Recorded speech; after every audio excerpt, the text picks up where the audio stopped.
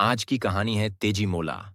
एक अमीर व्यापारी की 16 साल की बेटी तेजीमोला अपनी सौतेली मां की देखरेख में बड़ी हो रही थी।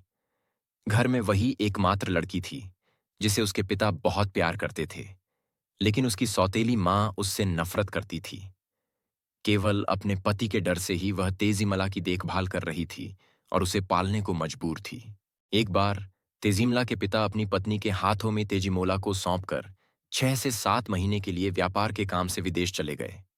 जैसे ही उसके पिता रवाना हुए, सौतेली मां ने तेजीमला पर अत्याचार करने के मौके तलाशने शुरू कर दिए और जब भी उसे अकेले पाती, उसे परेशान करती थी। कुछ समय बाद तेजीमला अपनी सहेली की शादी में जाने लगी।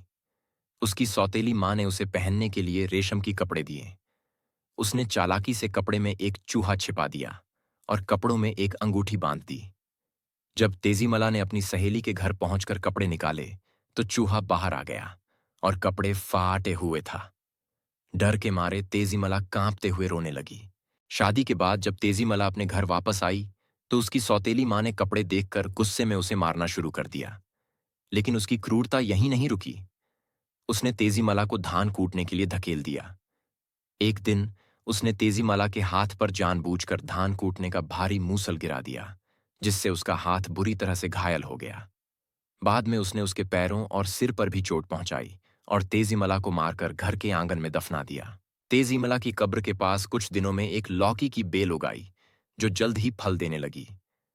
एक बुजुर्ग महिला ने जब वह लौकी देखी, तो सौतेली मां से उसे मांगने गई। जब महिला ने लौकी तोड़ने की कोशिश की, तो बेल से तेजीमला की आवाज आने लगी। डरकर महिला ने साउदनी को यह बात बताई। सौतेली मां ने बेल को काटकर नष्ट कर दिया। फिर वहां एक खट्टे नींबू का पेड़ उगाया। जब एक गडरिया लड़के ने नींबू तोड़ने की कोशिश की, तो पेड़ से फिर से तेजीमला की आवाज सुनाई दी। सौतेली मां ने उस पेड़ को भी काटकर नदी में बहा दिया। वह पेड़ नदी में बहकर एक घाट पर रुका और वहां एक सुंदर कमल का फूल खिल गया। कुछ दिनों बाद तेजीमला का पिता व्यापार से लौटते समय नदी में वह कमल का फूल देखकर उसे तोड़ने के लिए नाविक को कहा। जब नाविक ने फूल तोड़ने की कोशिश की, तो फूल से तेजीमला की आवाज आने लगी। डरकर नाविक ने यह बात पिता को बताई। पिता खुद फूल तोड़ने लगे और जब उन्होंने वही आवाज सुनी, तो समझ गए कि यह उनकी बेटी तेजीमला की आत्मा है। फिर वह उस फूल को घर लेकर आए और तेजीमला की आत्मा से बात कर उसकी पूरी कहानी सुनी। पिता ने तेजीमला को फिर से जीवित किया और अपनी पत्नी को घर से निकाल दिया।